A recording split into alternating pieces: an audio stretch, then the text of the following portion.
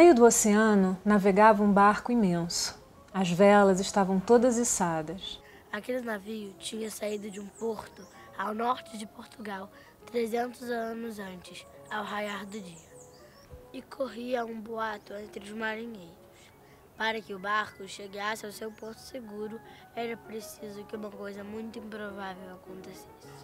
Que a sereia e o caçador de borboletas voltassem a se encontrar.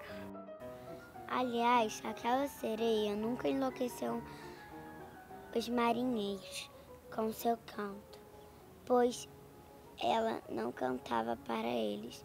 Aquela sereia só cantava quando estava sozinha. A sereia, que é um ser metade gente, metade mar, portanto, que pertence metade à terra e metade ao mar, e o outro, que se apaixona por ela, a um outro ser inexistente, porque é um caçador de borboletas que caça borboletas com uma rede furada. Portanto, a intenção dele não é prender as borboletas. Então, esses são os primeiros estudos para os personagens, né?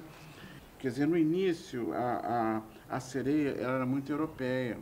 Depois eu vi que poderia ser um contraste muito interessante fazê-la uma morena, né? E o caçador de borboletas seria um europeu, seria um tipo europeu. Uhum. A sereia pertencia metade à terra, metade à água. Já o caçador de borboletas pertencia metade à terra, metade ao ar. Caçando as borboletas, o que ele caçava na verdade eram as asas que gostaria de ter. O que determina para mim o modo que eu vou desenhar é a palavra. A palavra é que detona para mim a imagem. Então, nesse caso aqui, eu procurei, dentro do que eu estava lendo, do que eu estava interpretando, encontrar um estilo para ele.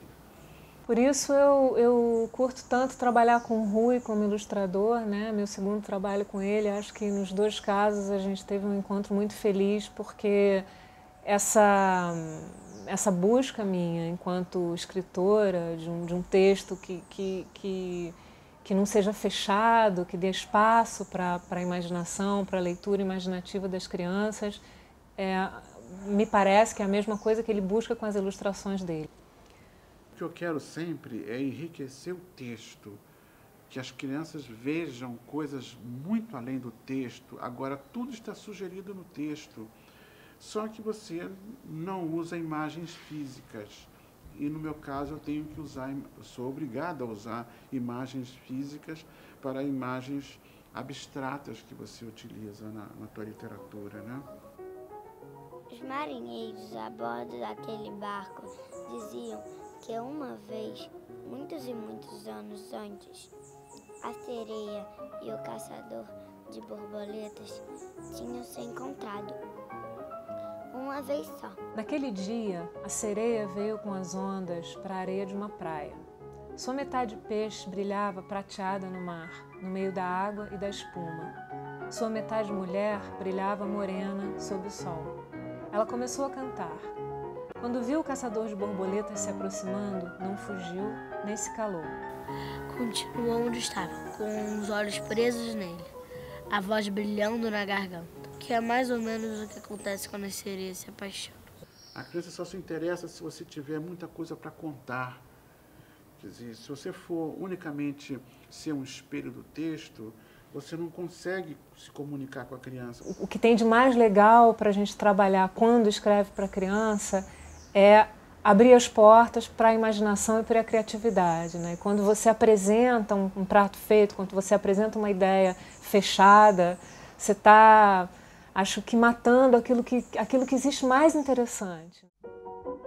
Na verdade, é tudo literatura, né? Na verdade, contar a história é sempre contar a história. Então, acho que você tem que apresentar um meio, né?